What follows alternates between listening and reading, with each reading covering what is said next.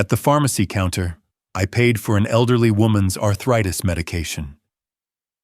She gripped my wrist and whispered urgently, "After your daughter leaves tonight, don't touch that snow outside. Don't you dare. Trust me." I thought it was just the confused rambling of a senile old woman. The next morning, when I looked out my bedroom window, what I saw in the fresh snow nearly stopped my heart. I never imagined that small act of kindness would save my life. Welcome. Drop a comment with your city so I know you're here. Don't forget to like and subscribe. This story needs to reach as many people as possible. Disclaimer: this narrative includes fictionalized elements to illustrate real dangers of financial abuse and manipulation. Names and specific events are dramatized, but the threat absolutely real. Let's begin. I was standing in line at CVS when an elderly woman changed the course of my life. It was a Friday afternoon in December, the kind of gray Portland day where the sky hangs low and heavy, promising snow. I'd driven to the Pearl District CVS to pick up a refill of my blood pressure medication routine. Forgettable, the sort of errand I'd been running for years, since retiring from my architecture firm. The pharmacy counter smelled faintly of antiseptic and cardboard, and a tired-looking woman named Megan was working the register, her name tag slightly crooked. Ahead of me in line stood a small, elderly woman. She was 80-something, I guessed, with silver hair pulled back in a careful bun and a worn wool coat that had seen better decades. Her hands trembled as she counted coins on the counter, quarters, dimes, nickels, arranging them in neat little stacks, while Megan waited with practiced patience. "That's $93 total after insurance," Megan said gently. The woman's face fell. She stared down at her coins, then at the prescription bag arthritis medication, the label read along with a heating pad. Her fingers moved over the coins again, slower this time, as if hoping they might multiply. "I have," she said quietly, her voice thin and uncertain. "I have $52. $41 short." Megan's expression softened. "We could split the prescription, Mrs. Langley. You could take half now and come back for the rest when—" "I'll cover the difference," I said. Both women turned to look at me. The elderly woman, Mrs. Langley, blinked, startled, her pale blue eyes sharp despite the tremor in her hands. "You don't have to do that," she said. "When I know," I said, stepping forward and pulling out my wallet. "But I'd like to." Megan rang up the transaction without comment, though I caught a small smile tugging at the corner of her mouth. I handed over my card, and a moment later, the prescription was paid for. "Mrs. Langley gathered the bag with both hands, clutching it like something precious. You're very kind," she said, her voice cracking just slightly. "Most people wouldn't—" She trailed off, but I could fill in the rest. "Most people wouldn't notice. Most people wouldn't stop. Most people were too busy, too distracted, too wrapped up in their own lives to see an old woman counting coins at a pharmacy counter." "It's no trouble," I said. She nodded, and for a moment I thought that would be the end of it. A small kindness exchanged, a brief intersection of two lives. I'd go home, she'd go home, and we'd never see each other again. But then she looked past me toward the glass doors at the front of the store. Her expression changed. It happened fast, so fast I almost missed it. Her eyes widened, her breath caught, and her trembling hands tightened around the prescription bag until the plastic crinkled. She was staring at something outside through the glass, and whatever she saw drained the color from her face. I turned to follow her gaze. Through the window, I could see two figures standing beside a black Audi SUV parked at the curb. A woman in her late 30s, my daughter Lauren, and a man in an expensive coat, his hand resting possessively on her shoulder. Gregory, my son-in-law. When I turned back, Mrs. Langley was looking at me with an intensity that made my skin prickle. "That's your daughter," she said. It wasn't a question. "Yes," I said slowly. "How did you—" She reached out and grabbed my wrist. Her grip was surprisingly strong for someone so frail, her fingers cold and urgent. "Listen to me," she said, her voice low and fierce. "After your daughter leaves tonight, don't you dare touch that snow. I blinked. I'm sorry, what? Now don't touch the snow in your yard, she repeated, enunciating each word carefully, as if I were a child who might not understand. Your life depends on it. My first instinct was to pull away to dismiss her as confused or unwell. But her eyes, those pale blue eyes, were clear, sharp, completely lucid. I don't understand, I said. She released my wrist and fumbled in her coat pocket, pulling out a crumpled receipt and a pen. Her hands shook as she scribbled something on the back of the paper, then pressed it into my palm. Call me when it's over, she said. I'll explain everything. I looked down at the receipt. Written in shaky but legible handwriting were an address and a phone number. 1623 Division Street, 503-555-147. When I looked up again, she was already moving toward the door, the prescription bag tucked under her arm. She paused at the threshold, glancing back at me one last time. Please, she said, whatever he tells you to do tonight, don't touch that snow. And then she was gone. I stood there in the fluorescent brightness of the CVS, holding a scrap of paper and a bag of blood pressure medication, trying to make sense of what had just happened. Was she confused, delusional? But her eyes had been sharp. Her warning had been specific. Don't touch that snow. I folded the receipt carefully and slipped it into my jacket pocket. Outside, Lauren and Gregory were getting into the Audi. I watched them drive away, Gregory at the wheel, Lauren staring out the passenger window with an expression I couldn't quite read.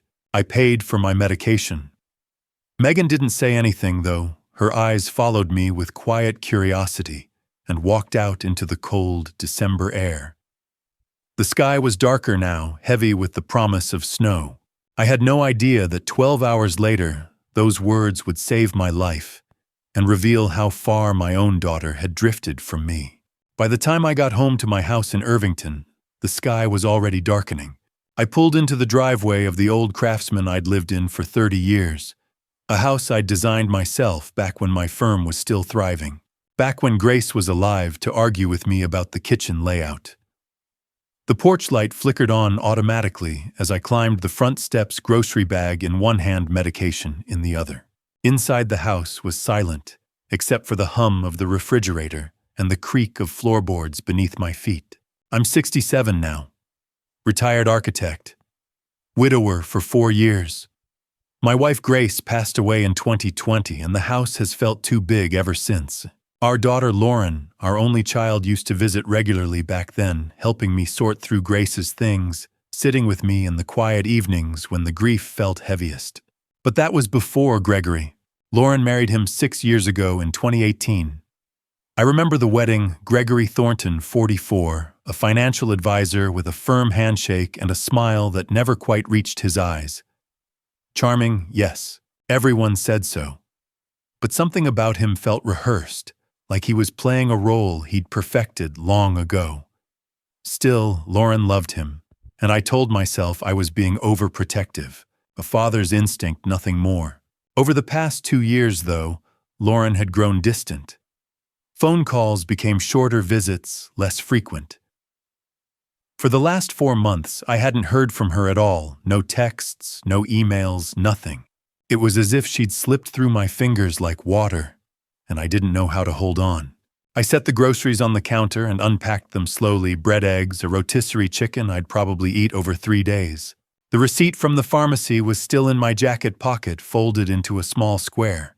I thought about pulling it out, about calling the number scrawled on the back. But before I could, my phone rang. The caller ID read Gregory Thornton. I stared at the screen for a moment, surprised. Then I answered. Hello. Hey, Dad.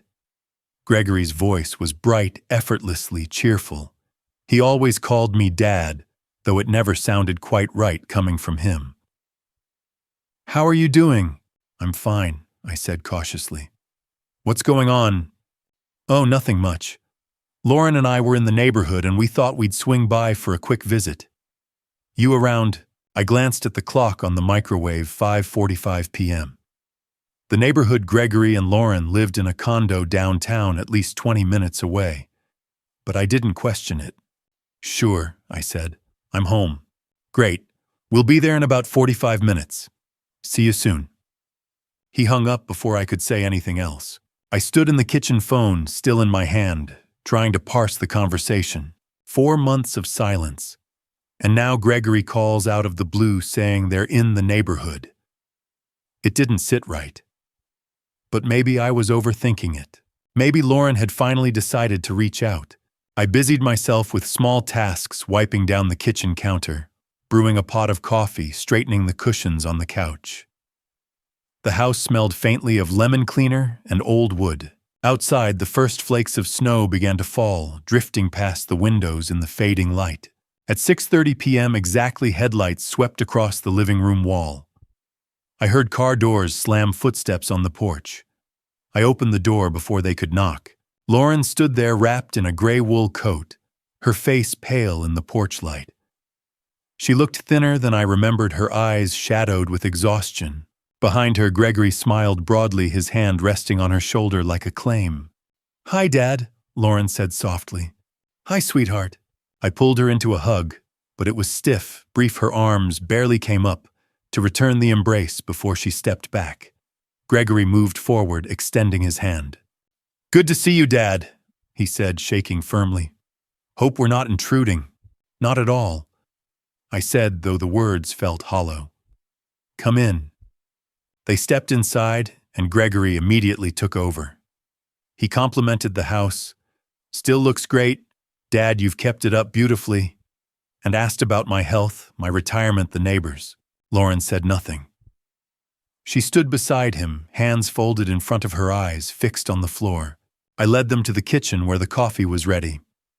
I poured 3 cups, arranging them on the counter the way Grace used to, with cream and sugar on a small tray.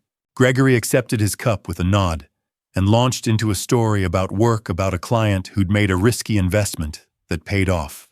I listened, nodding at the right moments, but my attention was on Lauren. She held her coffee cup with both hands, as if trying to warm herself, though the house wasn't cold. Her gaze drifted to the window, to the snow falling outside, and for a moment I thought I saw something in her expression, fear maybe, or resignation. But then Gregory's voice cut through, and she flinched just slightly. "Lauren, honey, didn't you say you wanted to tell your dad about the new project?" She blinked, startled. "Oh, yes, we're working on a project. At the firm." Her voice was flat, unconvincing. Gregory smiled and reached over, squeezing her hand. "She's being modest," he said. "It's a big deal. High-profile client. Lauren's been putting in long hours." I looked at my daughter, really looked at her, and saw the tension in her shoulders, the way her jaw tightened when Gregory touched her. She wasn't just tired. She was somewhere else, entirely trapped behind a wall I couldn't see. Something's wrong, I thought. My daughter is here, but she isn't present. We moved to the dining table, cups in hand, and sat down. Gregory settled in comfortably, leaning back in his chair, as if he owned the place. Lauren perched on the edge of her seat, hands wrapped around her mug. Gregory took a sip of his coffee, then set it down with a deliberate clink. "So, Dad," he said, his tone casual but pointed, "how are you managing this big house all by yourself?" The question hung in the air, heavier than it should have been. I felt the hairs on the back of my neck prickle. "I manage fine," I said carefully. Gregory smiled, but his eyes stayed cold. For the next hour, I watched my son-in-law control every second of the conversation. It started innocently enough, or at least it was designed to look that way. Gregory leaned back in his chair, cradling his coffee cup, and asked about my health with the kind of concern that might have sounded genuine if I hadn't been paying attention. "So, Dad, how's your blood pressure these days? Still taking your medication?" I said. "It's under control." "That's good. You're what, 67 now? It's important to stay on top of these things at your age." He smiled, but there was something clinical about it, like he was ticking boxes on a checklist. "And your memory, how's that holding up? Any issues?" I felt my jaw tighten. "My memory's fine, Gregory." Of course. I'm just asking because you know it's something to keep an eye on. My uncle started forgetting things around your age, and it went downhill fast." He took a sip of coffee, then gestured around the room. Big house like this must be hard to keep track of everything. Bills, maintenance, that kind of thing. I manage, I said flatly. Across the table, Lauren stared down at her mug, her hands wrapped tightly around the ceramic. She hadn't said more than 3 words since they'd arrived. I wanted to reach out to her to ask if she was okay, but Gregory's presence filled the space between us like a wall.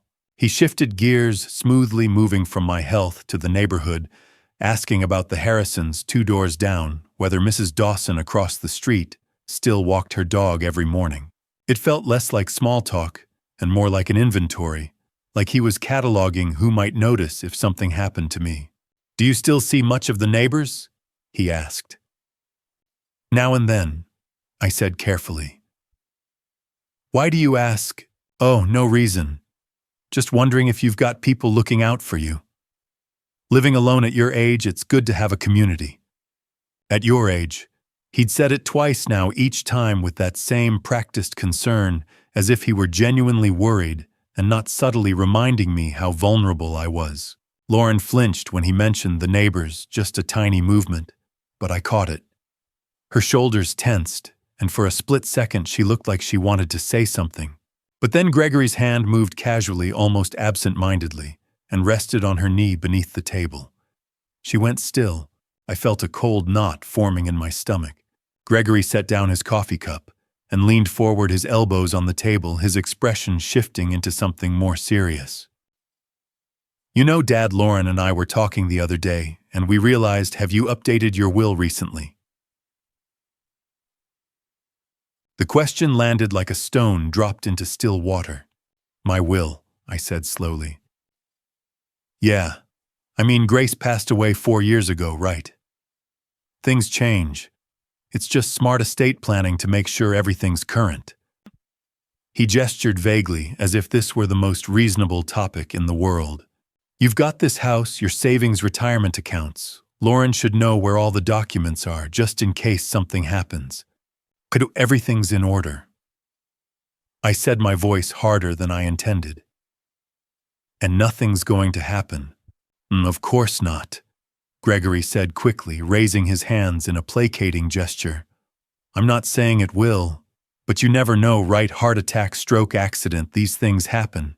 It's just responsible to have everything organized." He turned to Lauren, his smile widening. "Isn't that right, honey? You'd want to know where everything is if—" Lauren flinched again, more visibly this time, and her eyes darted to mine for just a moment before dropping back to her mug. She nodded mutely. Gregory's hand squeezed her knee. I saw it this time, the way his fingers pressed into her leg, not affectionate but controlling, and she swallowed hard. She's terrified of him, I realized. My daughter is sitting in my house and she's terrified. I wanted to say something to call him out, but I didn't know how. What could I accuse him of being concerned about estate planning? Asking after my health. On the surface, everything he said was perfectly reasonable.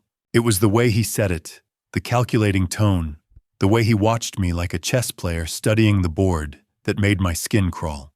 Gregory shifted again this time, leaning back and crossing his arms, his gaze sweeping around the room. "Oh, this is a beautiful house, Dad. Really. You've maintained it well. What do you think it's worth now? The market around here's been booming." "I haven't thought about it," I said. "You should. Seriously. Places in Irvington are going for crazy money these days. You could sell, downsize to a condo or something, and pocket a nice chunk of change. Live anywhere you want, Arizona, Florida, somewhere warm." He chuckled. "Less snow to shovel, right?" There it was again, the implication that I was too old, too fragile, that I needed to simplify my life. And beneath it, something else. "Why are you holding on to this house? Why haven't you liquidated your assets?" "I'm not selling," I said firmly. "This is my home." Gregory's smile didn't waver, but something flickered in his eyes, annoyance maybe, or frustration. He glanced at Lauren, then back at me. "Of course, just something to think about." The conversation continued, but it had lost any pretense of normalcy. Gregory kept probing, asking about my finances, my retirement accounts, whether I'd considered a reverse mortgage. Every question felt like a hand reaching into my life, pulling at the threads, testing for weaknesses. And through it all, Lauren said nothing. She sat frozen, her gaze fixed on the table, as if by staying perfectly still she could make herself invisible. When Gregory spoke to her, "Right, honey, don't you think Lauren—" She nodded mechanically, never meeting his eyes. I saw it then, the way he controlled her. Not with violence, but with presence. He blocked her exit from the table, leaned into her space, answered questions before she could speak. She wasn't his wife. She was his shadow, moving only when he allowed it. This isn't a visit, I thought, my architect's mind cataloging the spatial dynamics, the way Gregory positioned himself between Lauren and the door. This is reconnaissance. Finally, after what felt like an eternity, Gregory glanced at his watch and stood. "Well, we should get going," he said, his tone bright again, as if the past hour hadn't been an interrogation. "Lauren's got an early morning tomorrow." Lauren rose immediately, her movements stiff and automatic. She didn't look at me. Gregory walked toward the door, and she followed like a shadow. I stood uncertain, my hands shoved into my pockets. There was no goodbye hug, no lingering at the threshold. Lauren kept her eyes down her coat, pulled tight around her. But just as Gregory reached for the doorknob, he paused. He turned back, as if he'd just remembered something. "Oh, one more thing, Dad," he said casually. "They're forecasting snow tonight. You should clear the driveway before bed, for emergency access, just in case." The words hit me like cold water. Emergency access. I stared at him, and for a moment I saw something flicker across his face, satisfaction maybe, or anticipation. Then it was gone, replaced by that same smooth, practiced smile. "Good night, Dad," he said, and then they were gone. I stood in the doorway, watching their car pull away, Gregory at the wheel, Lauren staring blankly out the passenger window. Snow had begun to fall in earnest now, thick flakes swirling in the glow of the streetlights. "Clear the driveway, emergency access." Dorothy's warning echoed in my mind, sharp and urgent. "Don't you dare touch that snow." My hand went to my jacket pocket, feeling the folded receipt still tucked inside. Something was very, very wrong. They lingered at the door longer than necessary. Gregory had his hand on the doorknob, but he didn't turn it. Instead, he stood there in the threshold, Lauren hovering behind him like a ghost, and the silence stretched uncomfortably. Snow was falling harder now, thick flakes swirling past the porch light, and the cold air seeped into the entryway, making me pull my cardigan tighter. "Seriously, Dad," Gregory said, his tone suddenly sharper. "You need to clear that driveway tonight." I blinked. We'd already been over this. "I'll take care of it in the morning, Gregory. So no tonight." He turned fully to face me, his hand dropping from the doorknob. "It's not safe. They're forecasting 16 inches by dawn. If something happens, if you fall, if you need help, emergency services won't be able to get in." "I'll be fine," I said, keeping my voice calm. "I've been through plenty of snowstorms." And that's not the point. His voice had an edge now, the practiced charm from earlier completely gone. "What if you have a heart attack?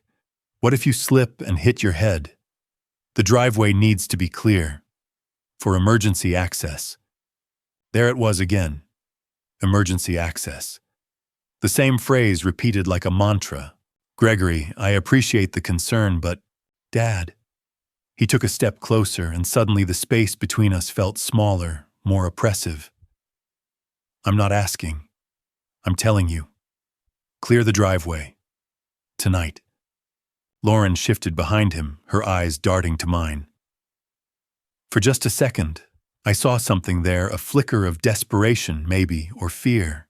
Her lips parted as if she wanted to say something, but then Gregory's hand moved, brushing against her arm, and she fell silent. I felt my jaw tighten. I said I'll do it in the morning. Gregory stared at me, his expression unreadable. Then he smiled, tight, controlled, and shook his head. "You're stubborn, you know that." He let out a short laugh, but there was no humor in it. "Just think about it. Okay, 16 inches of snow, you out there with a shovel at 67 years old. It's dangerous. Do it tonight while it's still manageable, for your own safety. For emergency access, the phrase kept echoing in my mind, and with it came another voice, quieter but more insistent. Don't you dare touch that snow. Dorothy's warning. The elderly woman at the pharmacy who'd looked at Gregory through that glass window and seen something that terrified her. I'll think about it, I said, though I'd already made up my mind. Gregory nodded slowly as if he'd expected resistance but was willing to accept a draw. All right, just be smart about it, okay? He turned back to the door, opened it, and stepped out onto the porch. Lauren followed without a word, her shoulders hunched against the cold. I watched them walk down the steps toward the black Audi parked at the curb, a sleek SUV with Oregon plates, the license number catching in the porch light, VT4782. Gregory opened the driver's side door, then paused, looking back at me one more time. Remember, Dad, tonight, emergency access. 3 times. He'd said it 3 times. I didn't respond. I just stood there, arms crossed, and watched as he climbed into the car. Lauren got into the passenger seat, and for a moment before the door closed, she turned her head and looked at me through the window. Her eyes were red, not from the cold, from crying. And then the door shut, and the Audi pulled away its taillights, disappearing into the swirl of snow. I stood on the porch for a long moment, the cold biting at my skin, the snow accumulating on the steps. My breath fogged in the air, and I could feel my heartbeat thudding in my chest, too fast, too hard. Why does he care so much about my driveway? It was a question an architect would ask, analyzing the structure, the layout, the purpose. Gregory wasn't worried about emergency access. He was worried about something else. He wanted me outside, in the snow, at night. I turned and went back inside, locking the door behind me with a sharp click. The house felt too quiet, too empty, and I moved through the rooms like a man trying to outrun his own thoughts. I ended up in the kitchen, the receipt from the pharmacy sitting on the counter where I'd left it. I unfolded it, staring at the shaky handwriting. 1623 Division Street, 503-555-0147. I should call her. Dorothy. The woman who'd warned me, who'd seen something in that parking lot that had shaken her to her core. I should pick up the phone and ask her what the hell was going on, but I didn't. Instead, I folded the receipt again and slipped it back into my pocket. Then I walked to the living room window and looked out at the driveway. Snow was already piling up, a smooth white blanket covering the asphalt, and more was falling, thick, relentless. Clear the driveway for emergency access. Don't you dare touch that snow. 2 voices, 2 warnings. One insisting I go out there, the other begging me to stay inside. I chose to listen to the one that didn't feel like a threat. By 11 o'clock, I was in bed, the house dark, except for the faint glow of the streetlight filtering through the curtains. I could hear the snow falling, not a sound exactly, but a presence muffling the world outside, turning everything soft and silent. I lay there staring at the ceiling, my mind racing. Why did Gregory want me out in that snow? Why did Dorothy warn me not to touch it? What did she see that I didn't? Eventually, exhaustion pulled me under, and I drifted into a restless sleep, my hand curled around the edge of the blanket, the receipt still in the pocket of the jeans I hadn't bothered to take off. Outside, the snow kept falling, and I couldn't have known that while I slept, someone was already in my yard. I woke to an eerie silence, the kind that comes after heavy snow. For a moment, I just lay there, disoriented, the room still dim in the early morning light. My back ached from sleeping in my jeans, and the receipt in my pocket had creased uncomfortably against my hip. I shifted, blinking at the ceiling, and then I heard it. Or rather, I didn't hear it. No cars passing on the street. No neighbors scraping their driveways. Just silence, thick and muffling, like the world had been wrapped in cotton. I got out of bed and walked to the window. What I saw made my breath catch. The yard was buried under at least 16 inches of snow. It blanketed everything: the driveway, the lawn, the hedges along the fence, turning the world into a pristine white canvas. The morning sun was just beginning to rise, casting long blue shadows across the surface, and for a second, it was almost beautiful. Then I saw the footprints, 2 sets of them, deep, deliberate impressions cutting through the otherwise untouched snow. My heart kicked hard in my chest. I pressed closer to the glass, my breath fogging the pain, and traced the paths with my eyes. The first set of prints started at the street and circled the entire house, left side, around the back, right side, front again, like someone had been walking the perimeter. The boots were large, the tread pattern sharp and angular, the kind of heavy-duty footwear you'd see on construction workers or soldiers. Size 14, maybe bigger. The second set followed a different route. These started at the street, but cut directly toward the side of the house near the garage. They stopped beneath my bedroom window, right beneath where I was standing. I stumbled back from the glass, my pulse roaring in my ears. Someone had been out there, last night, while I slept. I grabbed my coat and shoved my feet into boots, barely registering the cold, as I yanked open the front door and stepped outside. The air bit at my face sharp and clean, and the snow crunched under my boots as I moved toward the side of the house. Up close, the prints were even more disturbing. The first set, the ones that circled the house, showed a methodical pattern. Whoever it was had walked slowly, pausing at each window.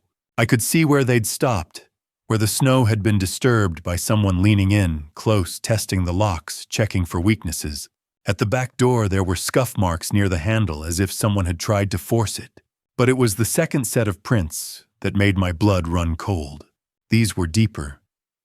Whoever made them had been heavy 230 pounds, maybe more, judging by how far the boots sunk into the snow. The stride was purposeful, direct. No hesitation.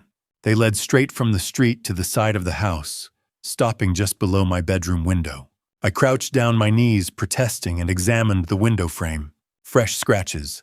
The lock mechanism had been tampered with, thin lines scored into the metal as if someone had tried to pry it open. The paint around the edges was chipped white flecks standing out against the dark wood. I stood up slowly, my architect's brain kicking into gear despite the fear clawing at my chest. Entry points tested. Weakest spots identified. Systematic, professional. This wasn't some random burglar who'd stumbled across my house. This was reconnaissance. Someone had come here with a plan. They'd walked the perimeter, assessed the structure, identified which window would be easiest to breach. And when they found it locked, they'd tried to force it. If I'd been out in the driveway at 11 o'clock last night, shoveling a lone vulnerable, they wouldn't have needed to break in. They would have found me outside. The realization hit me like a punch to the gut. Gregory wanted me out there. Clear the driveway, for emergency access. He'd said it 3 times. 3 times, insisting, pushing his tone, shifting from concern to irritation when I refused. He hadn't been worried about emergency services. He'd been setting me up, and Dorothy had seen it coming. "Don't you dare touch that snow," she'd known. Somehow she'd known that someone would come. That if I went outside, if I touched that snow, something terrible would happen.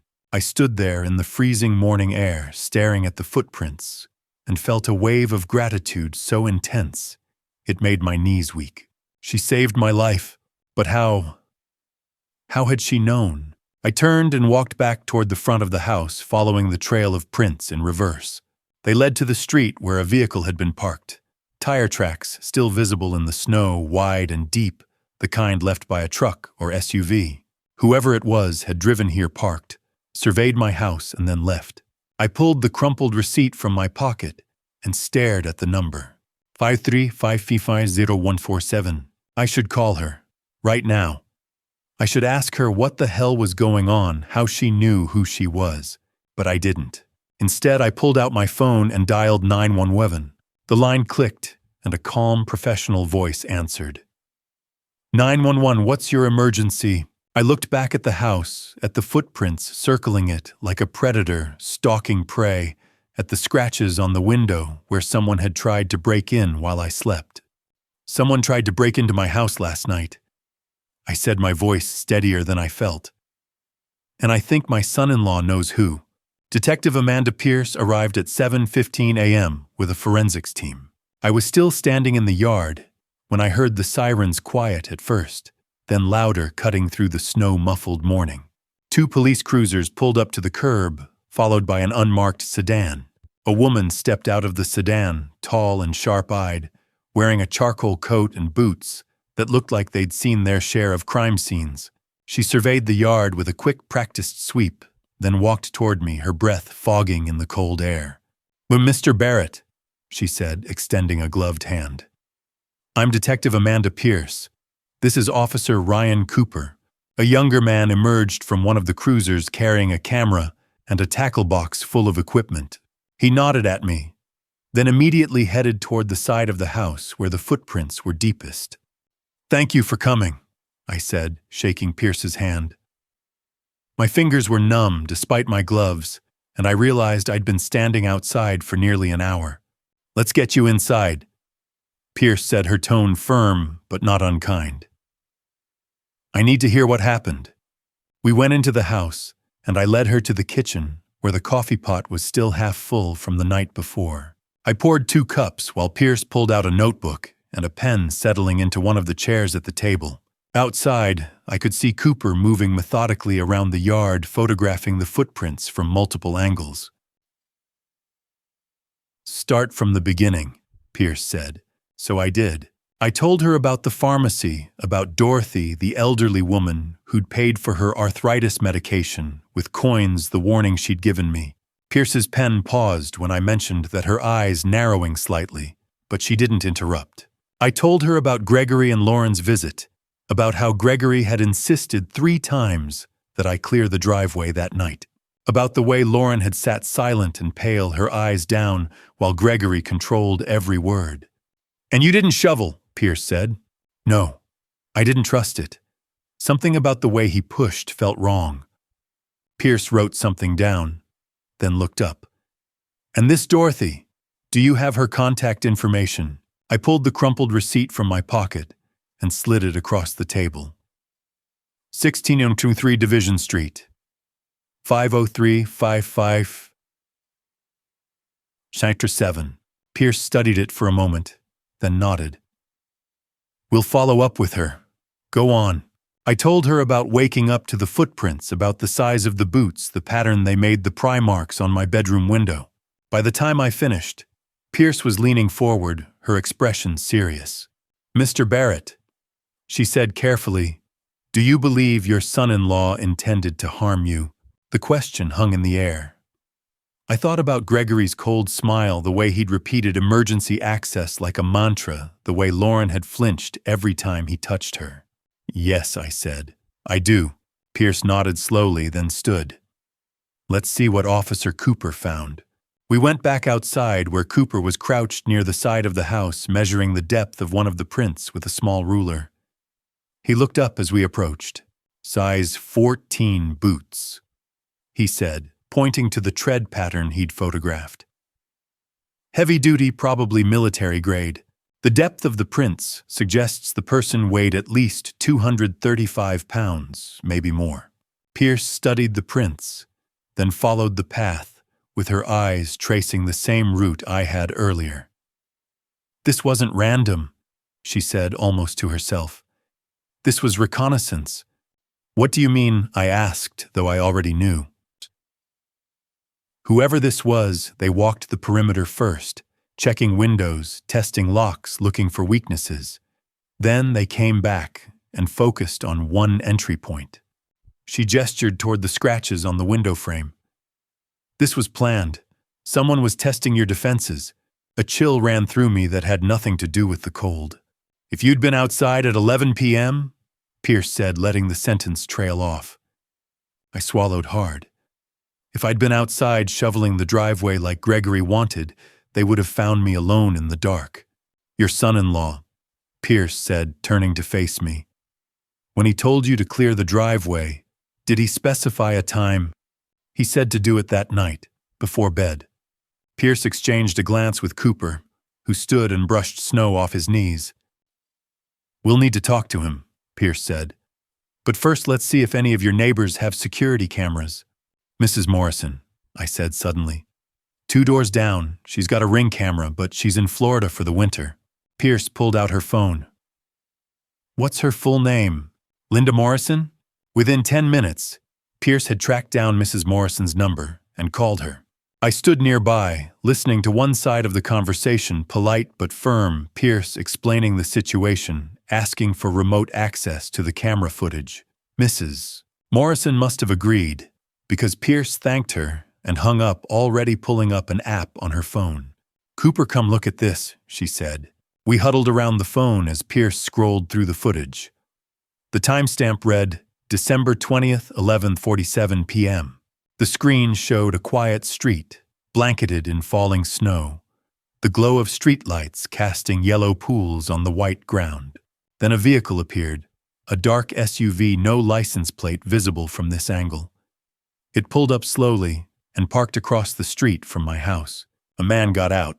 He was big, broad-shouldered, over 6 feet tall, moving with the kind of controlled precision that suggested training. He glanced up and down the street, then crossed toward my yard and disappeared from the camera's view. Pierce checked the timestamp. 11:47 p.m. We watched in silence.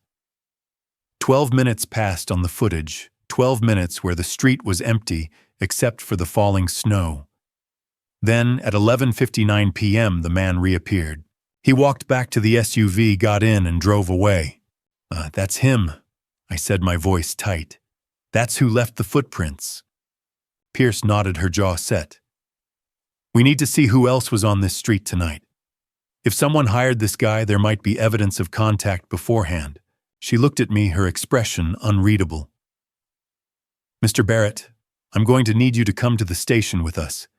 We've got more footage to review, and I want you there in case you recognize anyone." I nodded. "Of course." We drove to the station in Pierce's sedan, the heater blasting the radio, crackling with dispatch chatter. I sat in the passenger seat, my hands clenched in my lap, staring out at the snow-covered streets sliding past. Finally, I couldn't stand the silence anymore.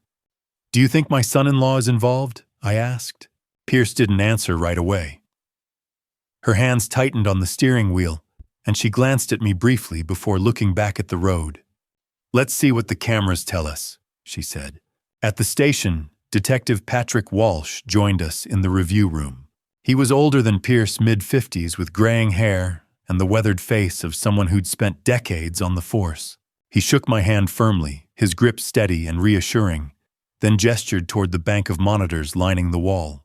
"Mr. Barrett," he said in a gravelly but calm voice. Detective Pierce filled me in. "Let's see what we're dealing with." The review room was small and windowless, lit by harsh fluorescent lights that made everything feel stark and clinical. Pierce sat at a computer terminal and pulled up the Ring camera footage we'd already watched, the dark SUV at 11:47 p.m., the large figure moving through my yard. But Walsh leaned forward, studying the timeline. "Go back," he said. "Earlier. Let's see who else was on that street." Pierce scrolled backward. The timestamp rewound in jerky jumps. 11:45. 11:40. 11:38. Then she stopped. 11:35 p.m. A sleek black car appeared on the screen, a black Audi SUV with Oregon plates. It rolled to a stop directly across from my house, engine idling, headlights cutting through the falling snow. My stomach dropped. "That's Gregory's car," I whispered. Pierce and Walsh exchanged a glance but said nothing. We watched as the driver's door opened and Gregory stepped out. He didn't walk away from the car, just leaned against it, phone pressed to his ear, his breath visible in the cold. The timestamp read 11:36 p.m. The call lasted 2 minutes. I watched my son-in-law talk on the phone, one hand gesturing casually, posture relaxed. He looked calm, businesslike, as if he were checking in on a routine deal. At 11:37 p.m., he ended the call, got back into the Audi, and drove away. "He was making sure you were alone," Pierce said quietly. I couldn't speak. My throat tightened, my hands shaking as Pierce scrolled forward again. 11:47 p.m. The dark SUV appeared, 12 minutes after Gregory left. "He sent someone to kill me." I said the words, tumbling out. That phone call, he was coordinating it. Walsh nodded grimly. That's what it looks like. He moved to another computer, typing rapidly. Pierce stayed beside me, resting a hand briefly on my shoulder, a gesture I barely registered as my thoughts raced. Gregory wanted me outside, vulnerable. And when I didn't comply, he sent someone anyway. Walsh muttered as he worked, narrowing his search. Size 14 boots. 235 pounds or more. Military background. Pacific Northwest. A list of names and mugshots filled the screen. Walsh scrolled, then stopped. Here, he clicked, and a photo expanded. The man was late 30s or early 40s, shaved head, sharp angles, eyes cold and empty. There was something predatory about him. Kyle Graves, Walsh read. 38. Former Marine. Discharged in 2010 under less than honorable circumstances. Suspected involvement in 15 contract killings over 13 years. Currently staying at the Oak Ridge Inn on Route 30.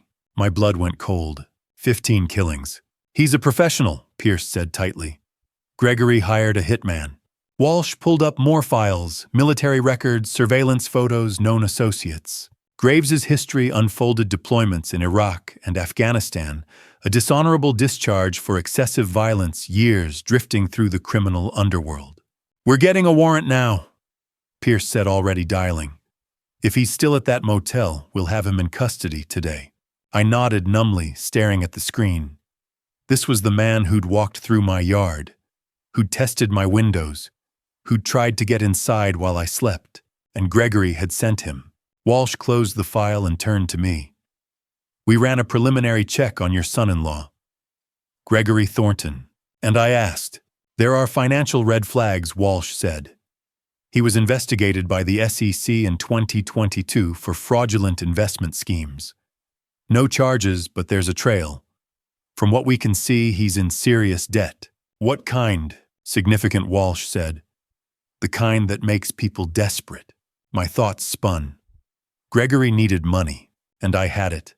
The house, my savings, retirement accounts, life insurance. If I died, I said slowly, Lauren would inherit everything. Walsh nodded. Does your daughter know your will? Yes, I said. She's my only child, my sole heir. Pierce and Walsh exchanged a heavy look. Mr. Barrett, Pierce said carefully. We need to bring your daughter in for questioning. My heart stopped. Lauren, I said. She didn't know. She may be in danger, Pierce said gently. If Gregory realizes we're onto him, she could be at risk. Or, she hesitated. She may know more than she's told you. The words hit like a blow. She didn't know, I said, my voice breaking. You saw her, she was terrified of him. I believe you, Pierce said. But we need to hear her side, and we need to keep her safe. I slumped back in my chair. A hitman was 20 miles away. My son-in-law had tried to kill me, and now the police wanted to question my daughter, the only family I had left. Walsh's phone buzzed. He glanced at it, then looked up. Warrants approved. SWAT's moving on the Oak Ridge Inn now. Pierce turned to me. We need you to stay here while we bring your daughter in. Can you do that? I nodded, though my world felt shattered. She didn't know I whispered again. But even as I said it, doubt crept in. What if she did? By noon, the financial subpoena came through. What we found was worse than anyone imagined. Walsh spread the documents across the review room table: bank statements, credit card bills, court records, loan agreements. The numbers stared back at me like accusations, cold and inescapable. Here's the full picture, Walsh said, tapping a highlighted column. Gregory Thornton owes $462,000. The number hung in the air. Breakdown, Walsh continued. SEC fines $195,000 from the 2022 Ponzi scheme investigation. He avoided prison, but the fines stuck. Pierce pointed to another page. Loan sharks, $175,000 due January 20th. 30 days from now. These aren't people who negotiate. And credit cards, Walsh added, 92,000 across 8 accounts, all maxed out, all in collections. I leaned back, dizzy. $462,000, the kind of debt that crushed people, that pushed them into desperate decisions. Now look at this, Pierce said, sliding another document toward me. It was the assessment for my Irvington house. Your home is valued at $1.48 million, savings and retirement accounts. Total $275,000. Combined assets $1.755 million. She paused. Lauren is your sole heir, she said quietly. Which means if you died, Gregory would gain access to everything through his marriage to her. The room tilted. I gripped the table. Here's the smoking gun, Walsh said, opening his laptop. December 17th, 3 days ago, Gregory wired $30,000 to a Nevada shell company. We traced it. The money went to Kyle Graves. $30,000, I whispered. Down payment, Pierce said. Standard contract rate is $50,000 to $60,000. Half up front. I stared at the wire receipt. Gregory Thornton. Authorized signature. He hadn't acted in rage. He'd planned this. Carefully. Methodically. He paid someone to kill me, I said. Yes, Walsh replied. He did. At 2 o'clock they brought Lauren in. I watched from behind the one-way glass as Pierce guided her into the interrogation room. Lauren looked smaller, thinner, pale shoulders hunched, as if she wanted to disappear. She wore the same gray coat from the night before, hands clasped tightly in her lap. Pierce sat across from her, calm and gentle. Lauren, you're not under arrest. We just need to ask you some questions about your husband. Lauren nodded, eyes fixed on the table. How much did you know about Gregory's financial situation? Pierce asked. I didn't know, Lauren said softly. Not until 2 months ago. What happened then? Men came to the house, Lauren said, hands shaking. Gregory was at work. They said he owed them money. A lot. They said if he didn't pay, they'd kill him. And then... She swallowed. They said they'd come for me too. Did you tell anyone? Pierce asked. No. Gregory made me promise. He said he was handling it, that I just needed to trust him. Did he ask about your father's finances? Lauren nodded, tears sliding down her face. He asked about the house, about Dad's will, about how much everything was worth, if Dad would sell, if he'd updated anything. My chest tightened. Did Gregory ever mention harming your father? Lauren's face crumpled. He said accidents happen in winter. People fall on ice, have heart attacks shoveling snow. He said it casually. I thought he meant we should check on Dad more. I didn't think. She broke down. I didn't think he meant he would cause an accident. Pierce gave her time, then slid a box of tissues across the table. Did Gregory ever physically harm you? No, not like that. But he controlled everything. My phone, my money, where I went, who I saw. He said it was love, protection. But after a while I realized I couldn't leave. Behind the glass, I pressed my hands to the cold surface, tears streaming. My daughter trapped in a nightmare I never saw. Lauren lifted her head toward the mirror, toward me though she couldn't see me. Daddy, she whispered. I'm so sorry. I wanted to run to her, to hold her, to tell her none of this was her fault. But I couldn't move. The observation room door opened. Walsh stepped in, grim. Kyle Graves checked out of the Oak Ridge Inn this morning, he said. We've issued a bolo. But there's more. Pierce's voice came through the speaker. What is it? Walsh showed me his phone and airline confirmation. Gregory Thornton bought a one-way ticket to Costa Rica. Departs tomorrow at 6 a.m. My blood ran cold. No extradition treaty, Walsh said. If he boards that plane, he's gone. Pierce stood abruptly in the interrogation room. Joey, she turned to Lauren. Stay here. You're safe. We're bringing your husband in. Then she was gone. Lauren collapsed forward, sobbing alone in the room. And I stood behind the glass, watching my daughter fall apart, knowing the man she married had tried to kill me, and that if we didn't stop him, he'd vanish forever by morning. Detective Pierce suggested I call the woman who started all of this. She deserves to know she saved your life, Pierce said. I stood in the hallway outside the observation room, my phone in my hand, the crumpled CVS receipt still in my pocket. I already knew the number by heart, 503-55555, Verto 147. I dialed. It rang twice before a thin, careful voice answered familiar. Mr. Barrett, I was hoping you'd call. At 5:30, I pulled up outside 1623 Division Street in the Selwood neighborhood. The house was a small craftsman bungalow with a sagging porch and a garden buried under snow. A single light glowed in the front window, smoke curling from the chimney into the darkening sky. Dorothy opened the door before I could knock. She looked older than I remembered, more fragile. Her silver hair pulled into the same careful bun, a wool cardigan wrapped tightly around her thin frame. But her eyes were sharp, assessing, and softened when she saw me. "Come in," she said. "It's cold." Inside the house was warm and cluttered, in the way old homes are, knitted afghans on the furniture-framed photos, everywhere the smell of Earl Grey tea and old wood. She gestured to a worn couch, while she went to the kitchen, returning with 2 mismatched mugs of tea. "Thank you," I said. She settled into an armchair across from me, cradling her mug. For a moment, neither of us spoke.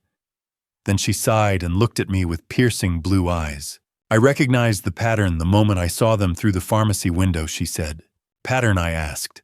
"Your son-in-law and your daughter." The way he stood, the way she shrank, his hand on her shoulder, possessive, controlling. "I've seen it before." She set down her mug. "My daughter's name was Ashley," she said. "Ashley Langley. She died December 1st, 1999, 25 years ago." The room felt suddenly still. "The official ruling was accidental death," Dorothy continued flatly. She slipped on ice while shoveling the driveway, hit her head. It was 11:30 at night. No witnesses. By the time she was found, she'd been lying in the snow for hours. A chill ran through me. "Ashley's husband was Daniel Langley," Dorothy said. "Charming, successful. A financial advisor just like your son-in-law. Everyone loved him. He cried at the funeral, said all the right things." Her mouth tightened. "And 3 months later, he collected on her life insurance. $220,000. Plus the house, $380,000. $600,000 total." The numbers echoed too closely to what Walsh had shown me earlier. "He killed her," Dorothy said simply. "I know he did, but I couldn't prove it." "What were the signs?" I asked quietly. "He controlled everything," she said. "Her money, her friends, her time. For the last 3 months of her life, I barely saw her. He always had an excuse. She was tired, she was busy, she needed space. And I believed him." Her hands trembled. "He talked about estate planning constantly. Wills, beneficiaries. What would happen if something went wrong? Ashley told me he said it was for her protection. I told her it was sweet." Her voice cracked. "The night she died, he insisted she clear the driveway. 8 inches of snow. He said emergency services needed access, claimed his back hurt.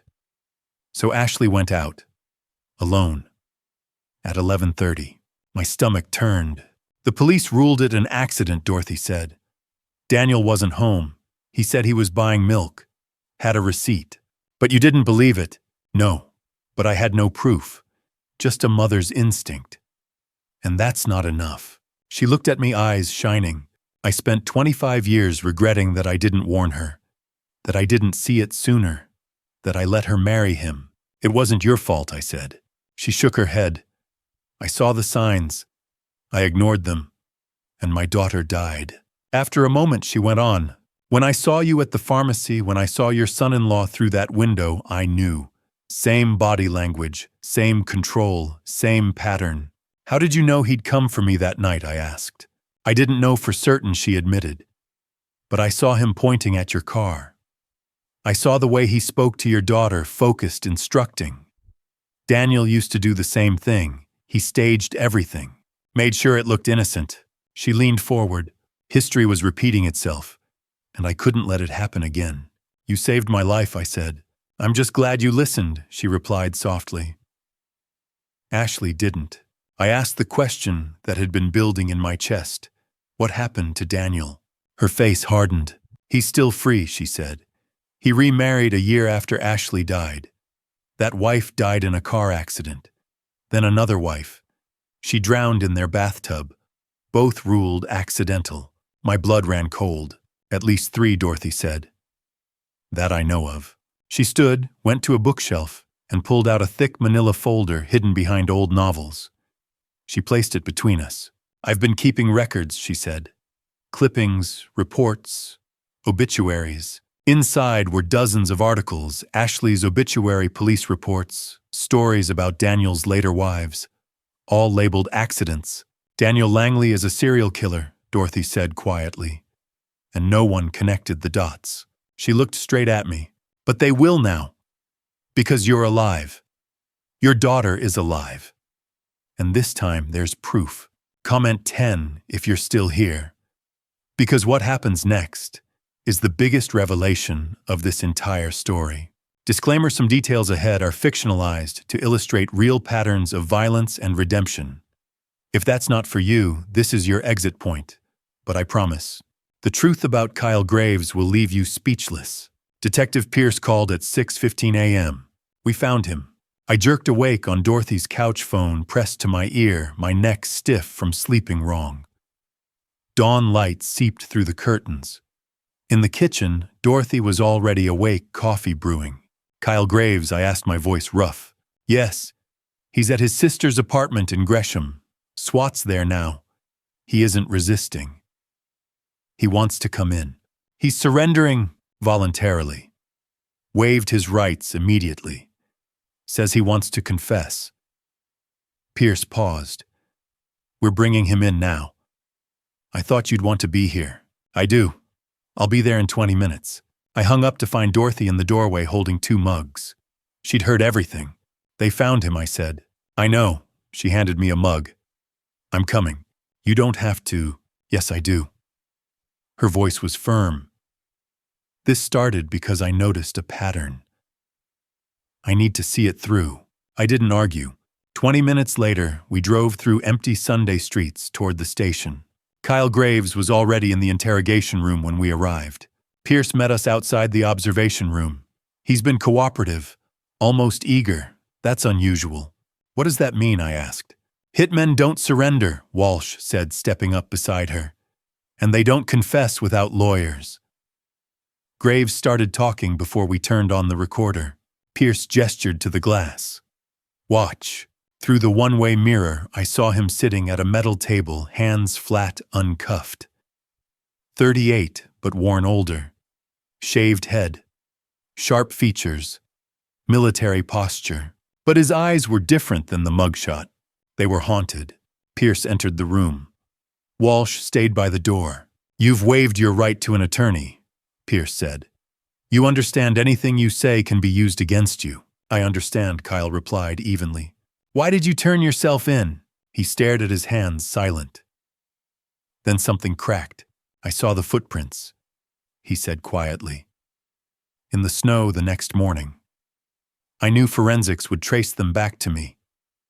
I knew the job was blown, so you ran because you were caught. No. He shook his head. I ran because I couldn't finish it. Pierce leaned forward. Tell me about the job. Gregory Thornton contacted me December 10th. Encrypted message through a broker. He wanted an elderly man handled. Make it look accidental, clean. How much? $60,000. 30 up front, 30 on completion. First payment wired December 17th, 3 days before he came to my house. What were the instructions? Get him outside if possible. Slip on ice, heart attack. If not forced entry, stage a burglary. Dorothy's hand found mine, trembling. December 20th, Pierce said. Walk me through it. Thornton called at 11:35. Said the target was alone. Wanted confirmation before I moved. I said I'd handle it. And then I arrived at 11:47. Walked the perimeter. Tested windows. The side bedroom window was the easiest access point. I tried it. Solid. Better reinforced than expected. He swallowed. I waited to see if he'd come outside like Thornton said. If he had, I'd approach him there. If not, I'd force entry. But you didn't. No. Kyle looked down.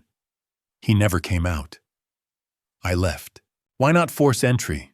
When I came back the next morning to scout, I saw the footprints. 16 inches of snow preserved them perfectly. Size, tread, weight. Everything. The job was compromised. So you aborted because you were afraid of getting caught. Partly. His voice lowered, but also because of the photos. What photos? Surveillance images Thornton sent to confirm the target. One showed the old man with his daughter. He stopped throat tight. She looked terrified. And he looked at her like she was everything. Silence filled the room. It reminded me of someone I lost, Kyle said. And I couldn't do it. Pierce waited, then asked, "What did you do with the money?" "I returned it. Wired it back yesterday morning. Told Thornton the job was off. Then I turned myself in." "Why?" Kyle clenched his fists. "I'm tired. Tired of killing.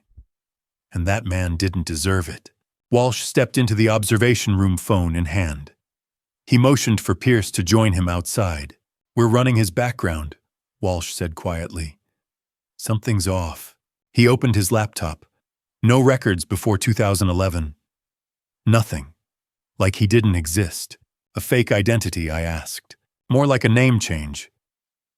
He typed quickly. We got the seal lifted. The document loaded. Previous name, Kyle Andrew Langley. New name, Kyle Robert Graves, year 2011. Dorothy's hand went limp. Walsh turned toward her. "Langley, do you—" He stopped. Dorothy gasped. Her knees buckled. I caught her as she stared at the screen, shaking. "Langley," I whispered. "Is he—" Her face collapsed as tears spilled down. "My son," she said. Dorothy collapsed into a chair in the observation room. I sat beside her, holding her hand, as Detective Walsh explained what he'd uncovered. His laptop glowed on the table between us. The screen filled with documents, birth certificates, school records, military files, police reports, an entire life reduced to paper. "Kyle Andrew Langley," Walsh began quietly. "Born April the 12th, 1986. Younger brother to Ashley Langley. 5 years apart." Dorothy's fingers tightened around mine. Walsh scrolled. They were very close. School reports described them as inseparable. One teacher wrote, "Kyle follows Ashley everywhere." She was his anchor. Tears slid silently down Dorothy's cheeks. In 1997, Walsh continued. Ashley married Daniel Langley. Kyle would have been 22. Later, police interviews show Kyle warned her not to marry Daniel. Said something about him felt wrong. Ashley didn't listen. Walsh opened another file dated December 2nd, 1999. "Kyle found her," he said.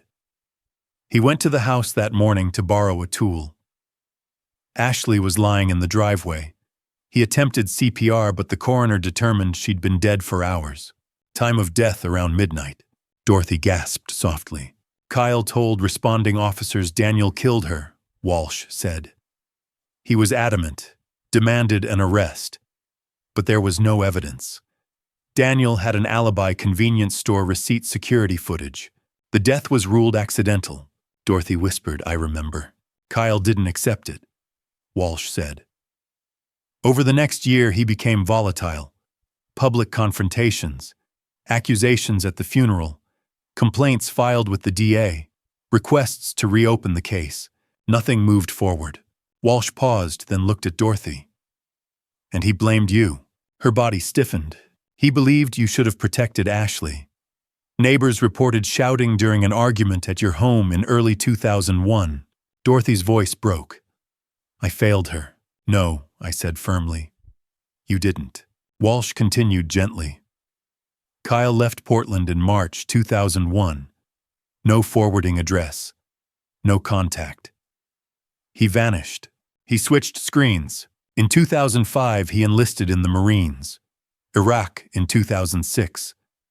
Afghanistan in 2008. Exceptional performance. Highly effective. But reports show excessive force and refusal to follow orders he deemed inadequate." Walsh scrolled lower. In 2010, he was dishonorably discharged after an incident in Kandahar. Classified details. Official reasons: excessive violence, disobedience, psychological instability, consistent with PTSD. Through the glass, I watched Kyle sit alone in the interrogation room, controlled, still, and suddenly fragile. A year later, Walsh said he legally changed his name. Kyle Andrew Langley became Kyle Robert Graves. Records sealed, Graves, I murmured. Symbolic, Walsh said. Living among the dead, Dorothy sobbed quietly as I wrapped an arm around her. After the name change, Walsh continued, he entered the criminal underworld. We have circumstantial evidence tying him to 15 contract killings over 13 years. High-level targets, clean operations, no forensic trails. 15, I said hollowly. Suspected, Walsh corrected. But the pattern is clear. He became one of the most effective hitmen in the Pacific Northwest. Walsh closed the laptop. Mrs. Langley, you had no way of knowing he was alive. As far as you knew, you lost both children. I mourned him, Dorothy whispered. I thought he was dead. You didn't lose him, Walsh said softly. He lost himself. Silence filled the room. Kyle sat unaware that his mother was watching from 10 feet away. There's more, Walsh said. Kyle accepted the job to kill Mr. Barrett. Gregory Thornton hired him to stage an accident. But when Kyle reviewed the surveillance photos when he saw you with your daughter, he recognized something. The pattern, I said. The same pattern that killed Ashley, Walsh replied. A controlling husband, an isolated wife, financial pressure, a winter accident. My chest tightened. He aborted the job, Walsh continued. Not only because the footprints compromised him, but because he saw Ashley in your daughter. He saw his mother in you, and he couldn't let it happen again. Dorothy stared at her son through the glass. He saved you, she whispered. You warned me, I said. And he stopped. You both did. Dorothy stood slowly and approached the glass, pressing her palm against it, memorizing his face. Can I see him? She asked quietly. Detective Pierce stepped forward. He's been asking for you. When we told him you were alive, he broke down. Dorothy covered her mouth. Yes, she said. I want to see him. Pierce opened the door. Dorothy turned to me. This is between a mother and her son. She paused. Thank you. Then she squared her shoulders and stepped into the interrogation room. I watched through the glass as Dorothy stepped into the interrogation room. Pierce and Walsh stood beside me in the observation area, but I barely noticed them. My entire focus was on the elderly woman moving slowly across that cold, institutional space, the same woman who had saved my life with a whispered warning in a pharmacy 5 days earlier, the woman who was about to see her son for the first time in 24 years. Dorothy walked carefully, trembling with each step. Her arthritis-twisted hands clutched her purse like an anchor, and her breathing was shallow and fast. She looked smaller than she had just hours earlier at her kitchen table where Walsh had explained the truth about Kyle's past. Kyle Graves. Kyle Langley rose when she entered. His hands were cuffed in front of him, the chain clinking softly against the metal table. The cold, methodical killer I'd seen on security footage was gone. In his place stood a man in his late 30s, shoulders sagging beneath the weight of decades of grief, guilt, and loss. Their eyes met. 30 seconds passed in silence, thick, unbearable silence, heavy with words that had waited decades to be spoken. I held my breath, watching something sacred and devastating unfold. Mom. Kyle's voice cracked on the single word. Kyle. Dorothy whispered his name as if afraid it might vanish. They stood 10 feet apart, yet the distance felt immeasurable. Neither knew how to cross it. Finally, Kyle sat back down, his cuffed hands dropping heavily onto the table. Dorothy stepped forward and lowered herself into the chair opposite him. The scrape of metal against linoleum echoed sharply. I became a monster. Mom, Kyle said the words raw and unfiltered.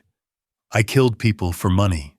15 people over 13 years. I told myself they deserved it, that I was delivering justice, but I was lying.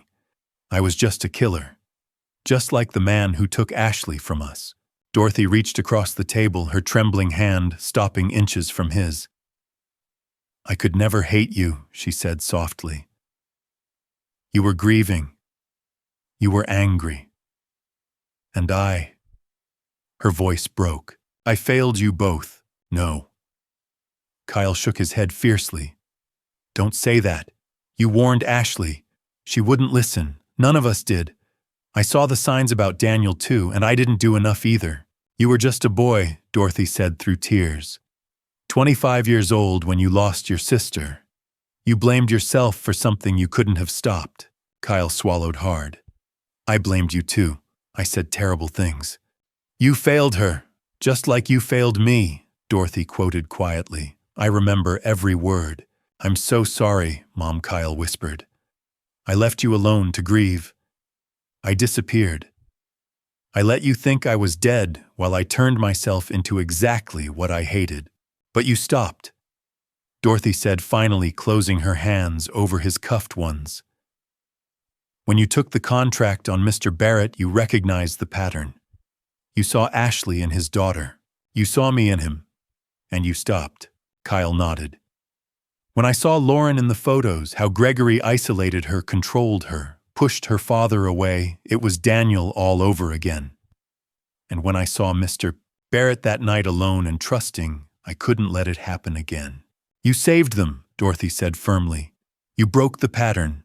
The door opened and Pierce entered, placing a folder on the table. Her tone was professional but gentle. Kyle, she said, the district attorney has authorized an offer. Kyle lifted his eyes. I'm listening. Full cooperation, Pierce continued.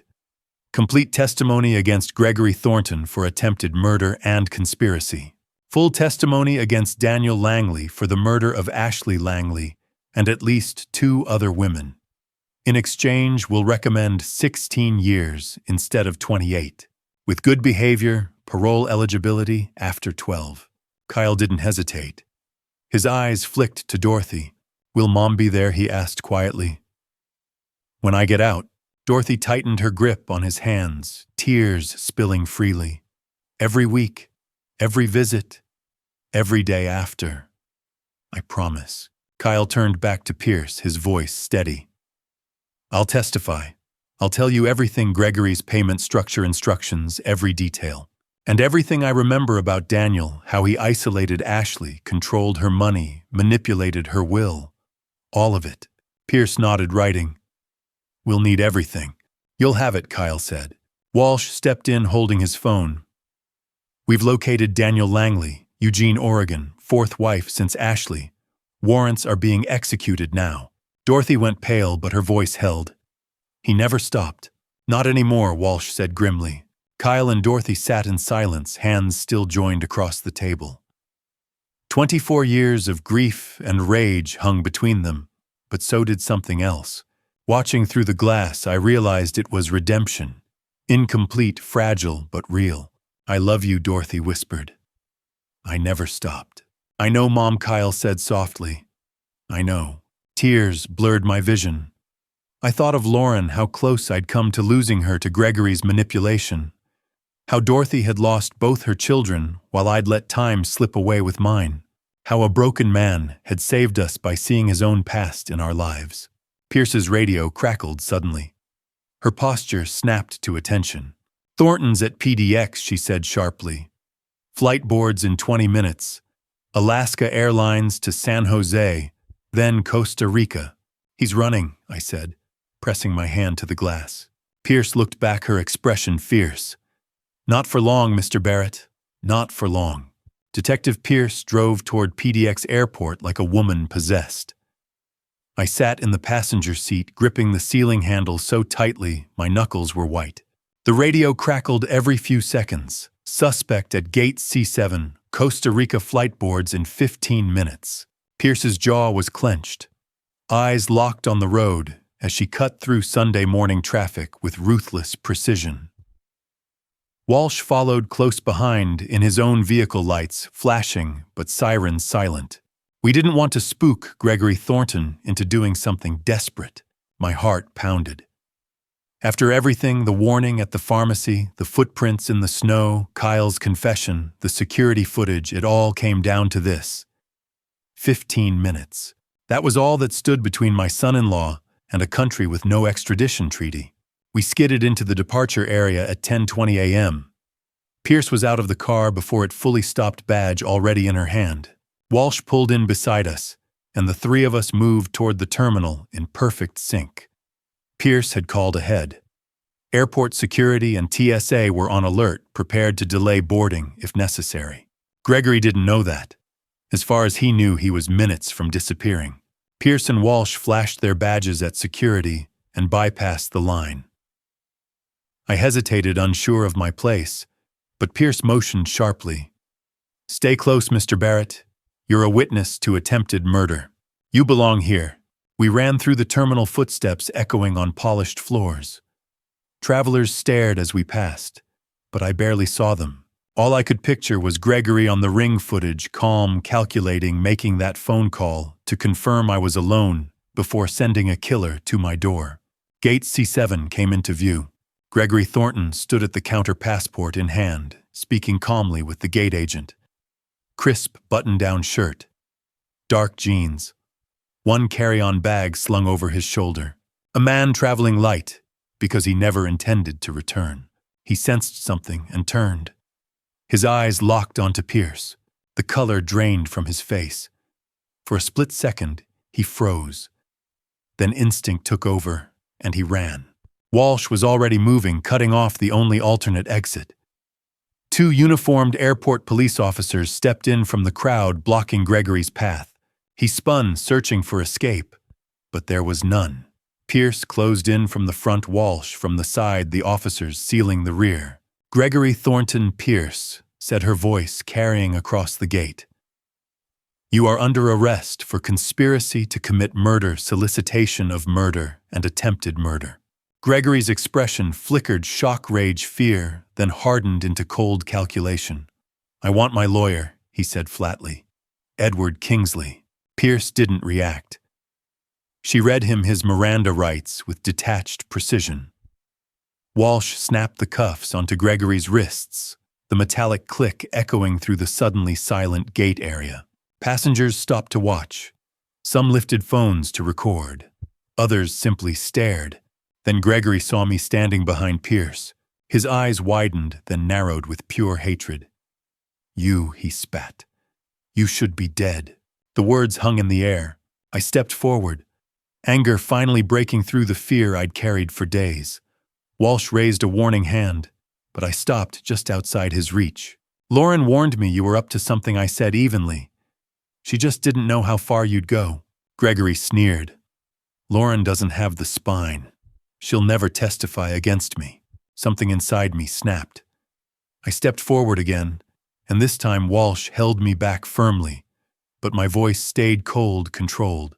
"You underestimated her, and you underestimated an old woman in a pharmacy." Gregory's sneer faltered. "What old woman?" "The one you made remember her daughter," I said. "The one whose pattern you followed." "History doesn't repeat itself, Gregory, but patterns do. And you followed the exact script of a killer from 25 years ago." I watched his face as the words sank in. Something shifted. Recognition, maybe fear.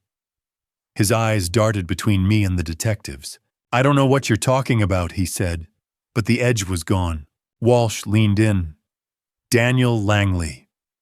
"Ring a bell." Gregory went completely silent. Pierce pulled out her phone. "We have ring footage from December 20th. Your Audi arriving at 6:30 p.m., leaving at 8:15, returning at 11:35, and making a 2-minute phone call. We have bank records showing a $30,000 wire transfer.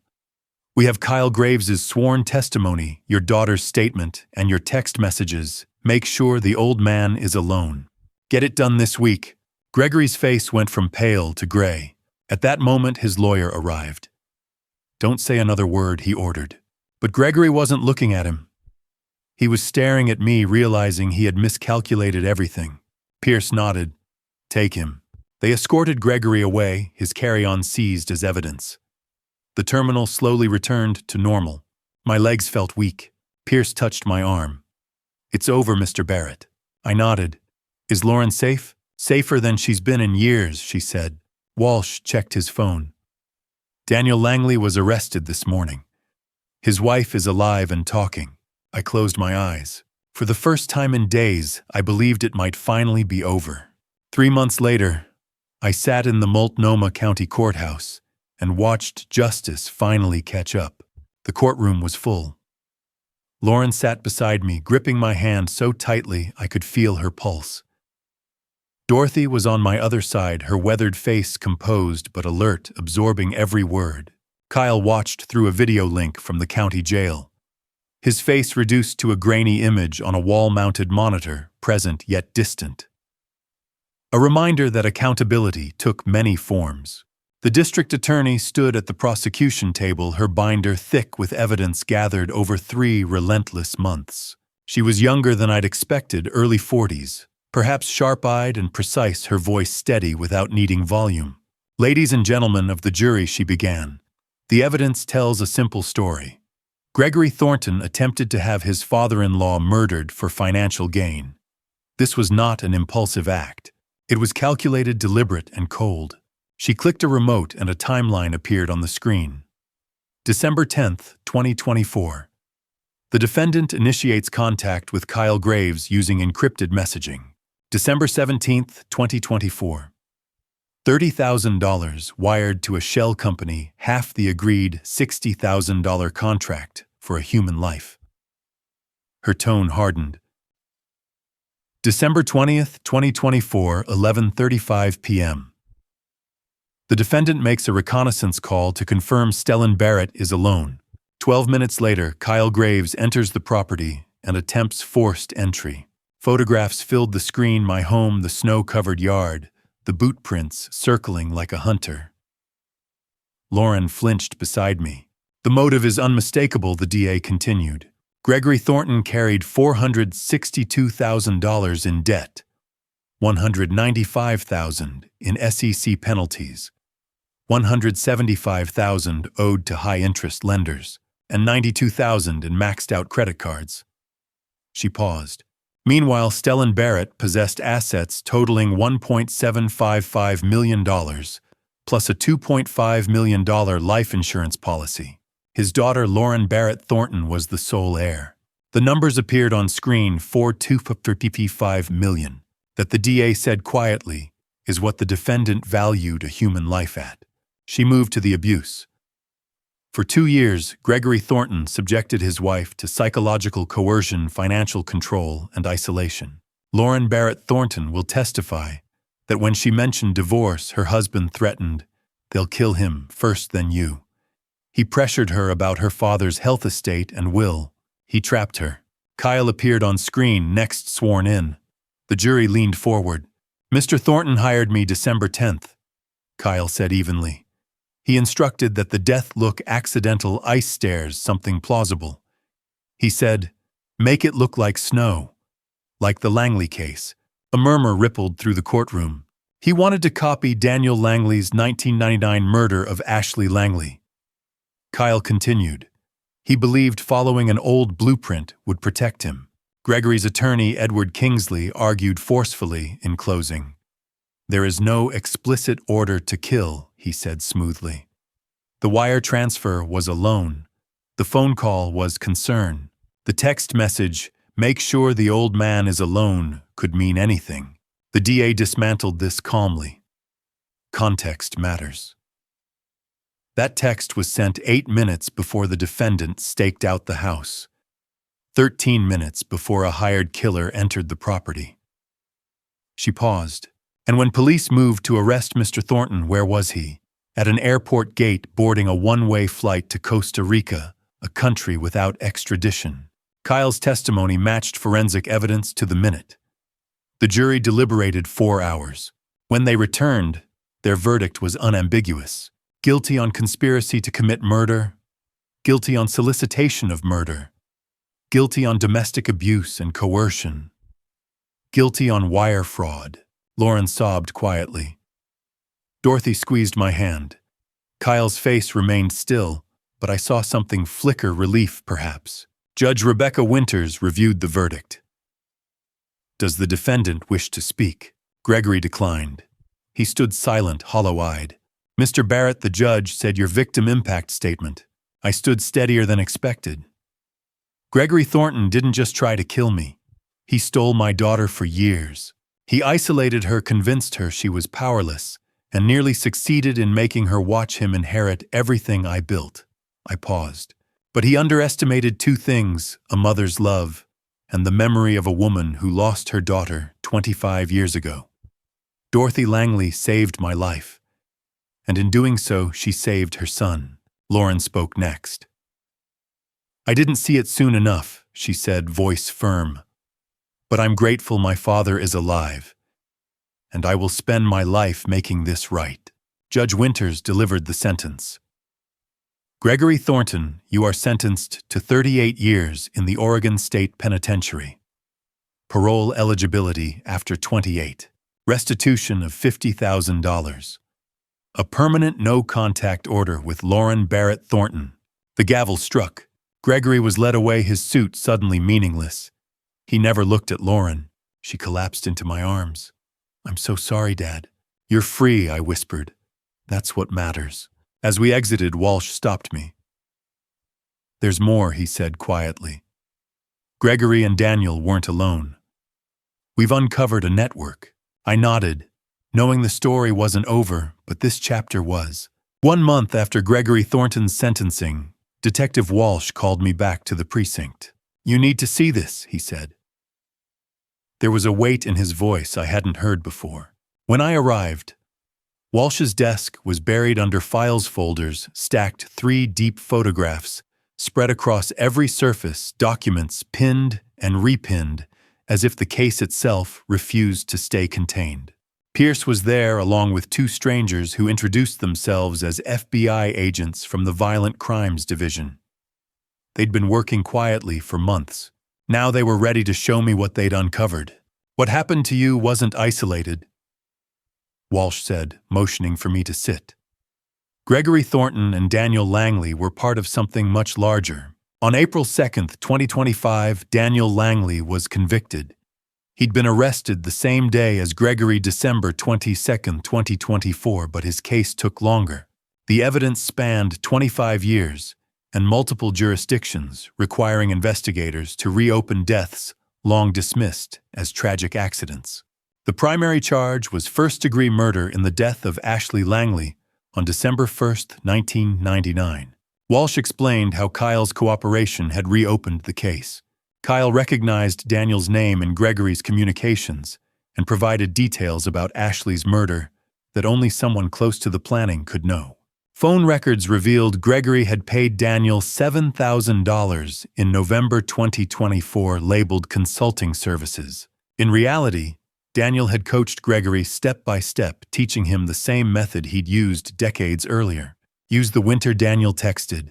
Use isolation. Make it look natural. But Daniel made a fatal mistake. He tried to repeat his own pattern. His 4th wife, Rebecca Caldwell, married him in 2023. For 18 months, she endured escalating abuse, financial control, social isolation, and threats. On December 22, 2024, the same day Gregory was arrested at the airport, Daniel drugged Rebecca and attempted to stage a carbon monoxide accident in their garage. Police arrived just in time. Acting on Kyle's tip, officers found Rebecca unconscious in her car, the garage door shut, the engine running. Daniel was arrested on the spot. Rebecca survived, and she testified. He told me about Ashley once, she said in court. Said she was clumsy, that she slipped on ice. But the way he smiled, she paused. I knew he'd killed her. I just didn't know I was next. Daniel Langley was sentenced to life without parole for Ashley's murder, plus an additional consecutive 25 years for the attempted murder of Rebecca Caldwell. Life plus 25 years. He would never be free again. Dorothy attended the sentencing. I sat beside her as the judge read the sentence. Dorothy closed her eyes and whispered something I couldn't hear. Outside the courthouse, tears streamed down her face. Ashley can rest now, she said. But Walsh hadn't called me in April to talk about closure. Gregory and Daniel weren't working alone, he said, spreading photographs across his desk. They were part of a network. The FBI investigation began in January 2025 after Kyle Graves agreed to cooperate. As part of his plea deal, Kyle identified 12 other contract killers he'd encountered or heard about. More importantly, he identified a pattern: wealthy or elderly spouses targeted by partners who hired professionals to stage accidents and collect insurance or inheritance. The scope was staggering. 15 men operating across Oregon, Washington, and Northern California. Active from 1999 to 2024, the same 25 years Dorothy had spent grieving her daughter. 9 suspicious deaths under investigation. 6 originally ruled accidental falls, drownings, carbon monoxide poisonings. 3 classified as natural causes, heart attacks and strokes no one had questioned. 7 women, 2 elderly men. Each victim married to someone who stood to gain financially. Kyle has been our key witness, one FBI agent said. She was calm, precise. He's identified 6 killers by name. 4 have been arrested. He's testifying in 3 more trials over the next 2 years. Walsh handed me a summary sheet. As of today, 9 men have been convicted. 4 sentenced to death.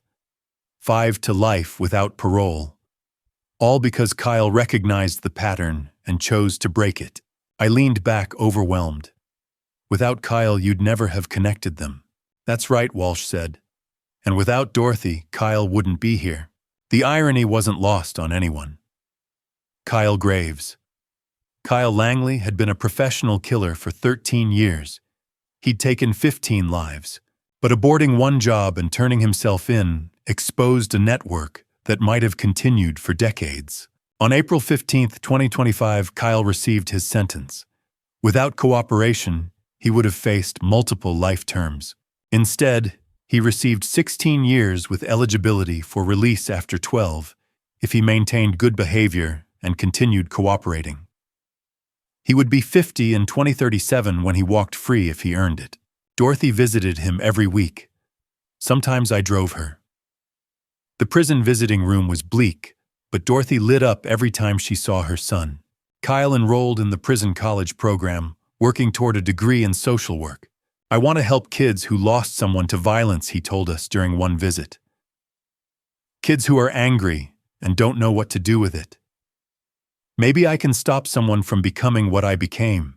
Dorothy squeezed his hands, one day at a time. Walsh closed the final folder on his desk.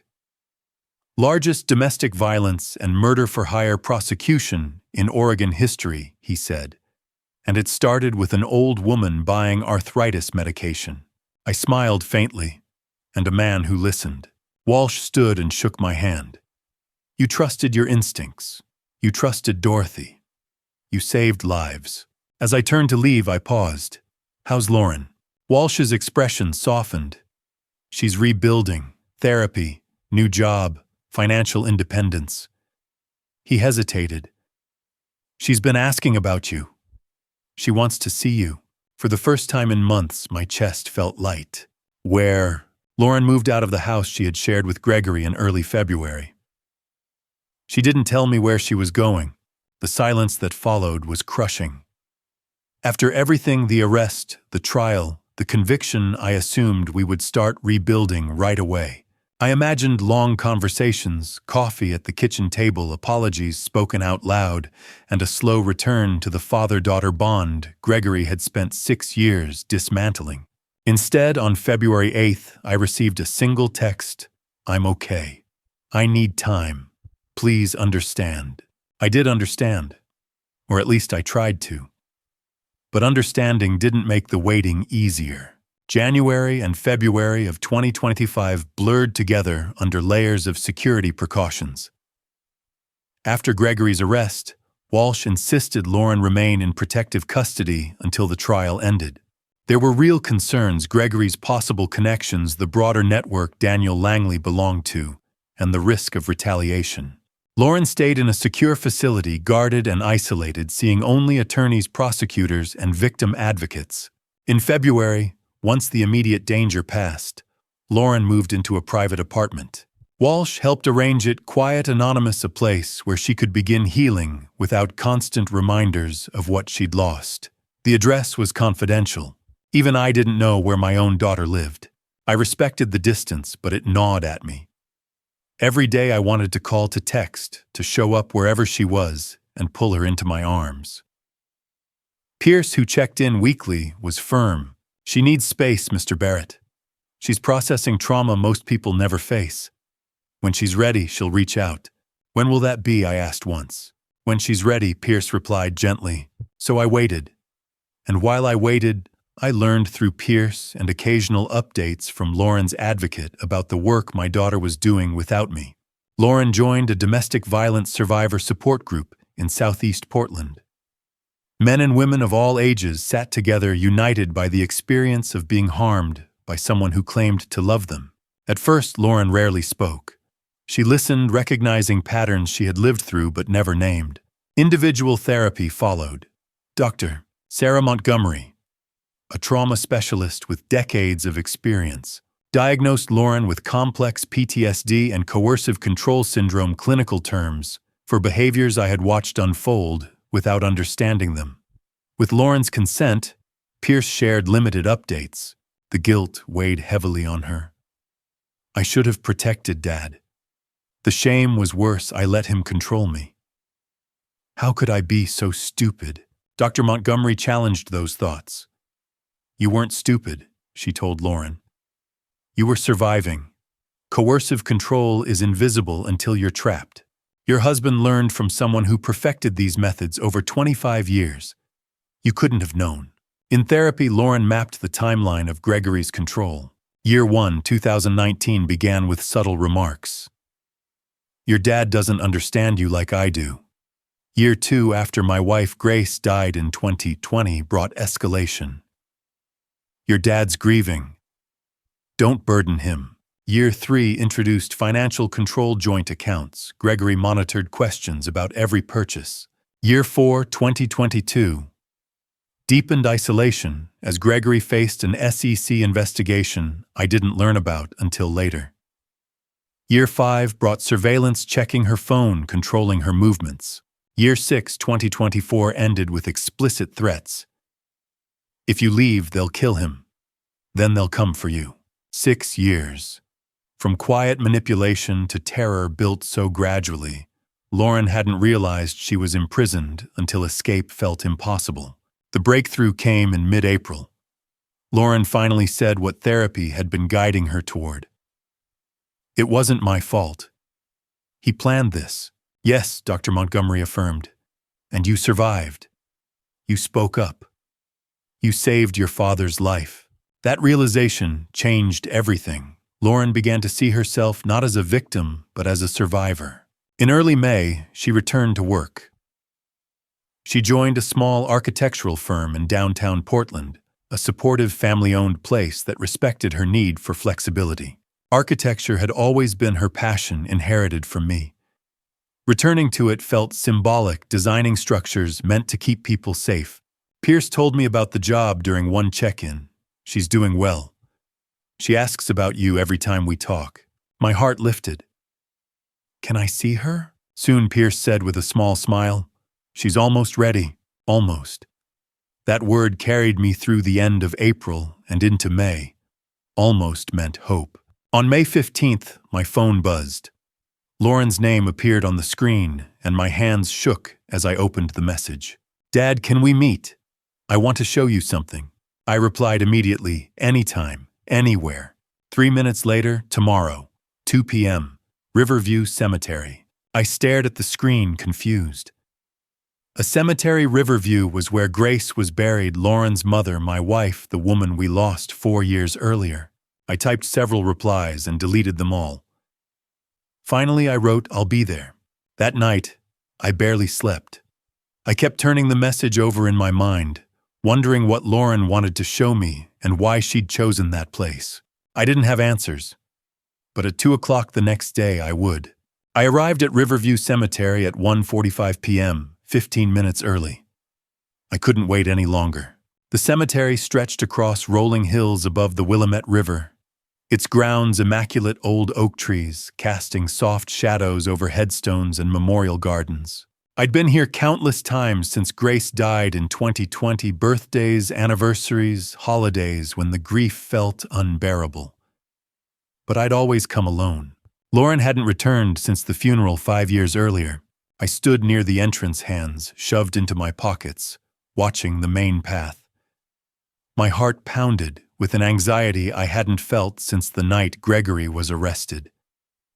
5 months of silence. 5 months of respecting Lauren's need for space while desperately wanting to hold my daughter again. And now, finally, we were meeting. At exactly 2 o'clock, I saw her walking toward me. She was thinner than I remembered her face, more angular, but there was something different, stronger in the way she moved. Her shoulders were back. Her eyes were clearer. She wore jeans and a light sweater. Her hair pulled into a ponytail, and she looked both fragile and resilient in a way that made my throat tighten. "Hi, Dad," she said. "Hi, sweetheart." We stood awkwardly for a moment, 5 months of distance hanging between us. Then Lauren stepped forward and wrapped her arms around me. She held on tightly, and I felt her begin to cry. I pulled her close, my own tears falling freely. "I missed you so much," I whispered. "I missed you too."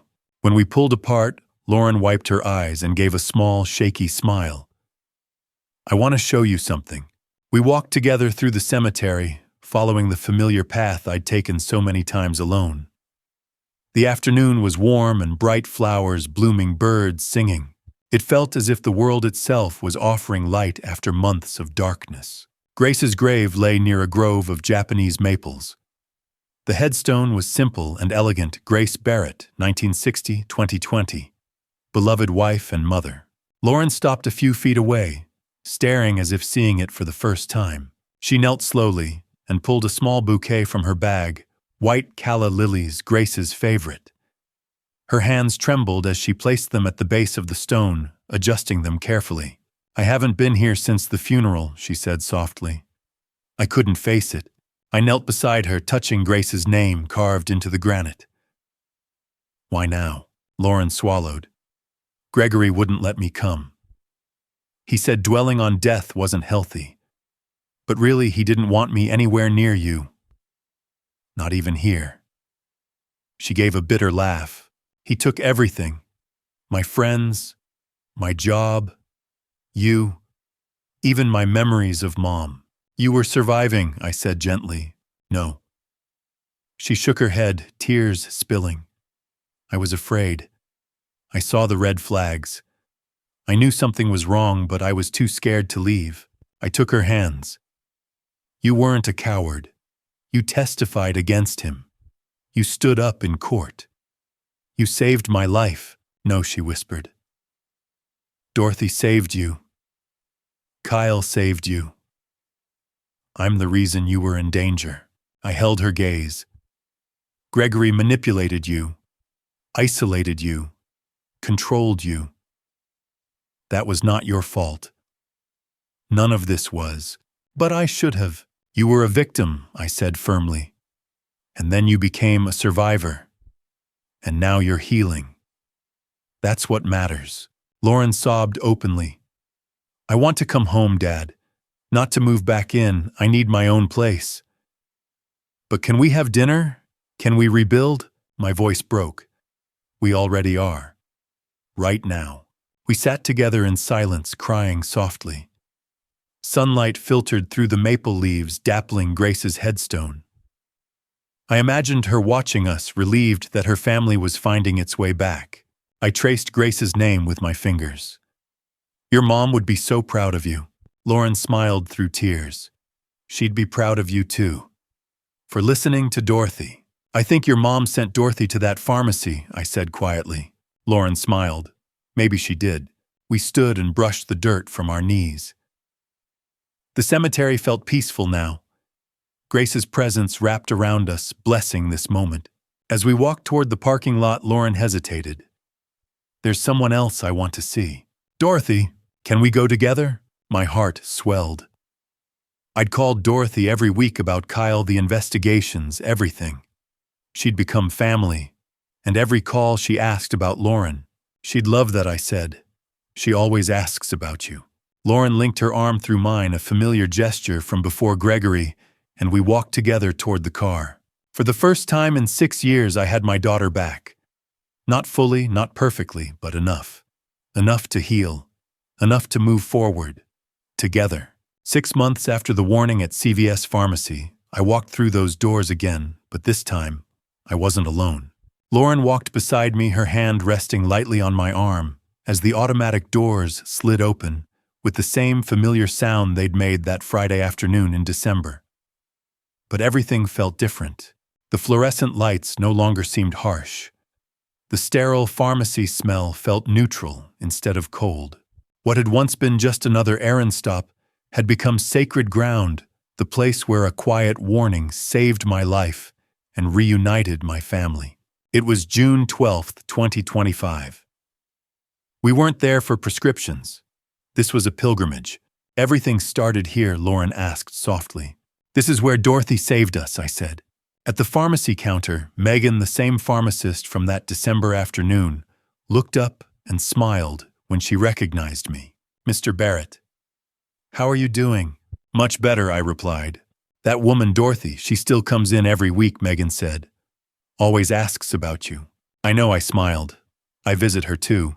Megan glanced at Lauren, recognition settling in. She'd been there that day. I'm really glad, she said quietly. We left CVS and drove to the Selwood district, to the address once scribbled on a scrap of paper. Lauren carried flowers, yellow roses, and white daisies. I brought groceries. Friday dinners at Dorothy's had become a ritual. Dorothy opened the door before we knocked, her face lighting up. My family is here, she exclaimed, pulling us into a hug that smelled like lavender and home cooking. Inside, the house felt warm and alive. Photos lined the walls now, including a recent one of Kyle in his prison uniform, smiling with a peace I hadn't seen before. The table was set for 3, and the smell of pot roast filled the air. Dorothy looked stronger than she had 6 months earlier. At 82, she moved with purpose. Finding Kyle alive, seeing justice for Ashley, and helping change the law, had given her a reason to wake up each morning after 25 years of grief. I'd stepped back from full-time architecture, but was consulting at Lauren's firm, sharing decades of experience. Lauren had thrown herself into her new role, working on a project close to her heart, a community center for domestic violence survivors. Therapy, legal aid, and resources under one roof. She named it the Grace Center after her mother. Over dinner, Dorothy updated us on Kyle. He finished his first year in the prison education program, she said. 11 more years until parole eligibility. She visited him every Sunday without fail. Those visits, she once told me, gave meaning to everything she'd endured. I'd like to visit him too, Lauren said quietly. To thank him. Dorothy's eyes filled. He would love that. He asks about you every time. When I asked about Dorothy's advocacy work, her face brightened. Emily's law passed last month. She showed us the paperwork. The law required deeper investigation of accidental deaths, following estate changes or in households with domestic violence histories, forcing authorities to recognize patterns instead of dismissing coincidences. If this law had existed in 1999, Dorothy said softly, Ashley might still be alive. But it exists now, Lauren said, squeezing her hand. Because of you. After dinner, Dorothy and I sat on her porch while Lauren washed dishes inside. The evening air was warm, scented with roses. We watched the sun sink behind the houses. You gave me something I thought I'd lost forever, Dorothy said. Hope I asked. She nodded. My son came back to me. Not how I imagined, but he's healing, becoming who I always believed he could be. You gave me my daughter back, I said, and my life. We saved each other, she replied. Lauren joined us on the porch, sitting close. The 3 of us watched the sky darken, bound by lost survival and grace. I began this story with an old woman at a pharmacy, someone I almost ignored. Dorothy Langley wasn't confused. She was vigilant. She lost her daughter 25 years ago and refused to let it happen again. Her warning saved my life, and in return I helped her find her son. Sometimes the people we help end up saving us. And sometimes family isn't just blood, it's who shows up when it matters most. If you take anything from this story, let it be this: listen. Trust your instincts. Pay attention. Because the $41 I spent on arthritis medication that day, it bought back my life. And before I say goodbye, one last thing. If you're experiencing coercive control or domestic violence, please reach out. Tell someone. You are not alone. Looking back at this family story, I see how close I came to disaster. I almost dismissed Dorothy as a confused old woman. I almost ignored the warning signs in Lauren's marriage. I almost lost everything because I didn't want to believe family betrayal could happen to me. Don't be like me. Don't wait until a stranger at a pharmacy has to save your life. Don't let pride blind you to the dangers hiding in your own family. The lessons I learned from this family story. First, God works through unexpected messengers. He sent Dorothy to CVS that December afternoon because he knew I needed her wisdom born from 25 years of grief. Second, family betrayal doesn't announce itself with obvious signs. It creeps in slowly, a comment here, a control there, until your daughter is isolated and you're targeted for murder. Gregory spent 6 years building his trap. The most painful family betrayal comes from those closest to you. Third, small acts of kindness create ripples you can't imagine. That $41 for arthritis medication, it saved my life, reunited a mother with her son, exposed a criminal network, and led to Emily's law protecting countless others. God's timing is perfect even when we can't see it. He brought Kyle to recognize the pattern.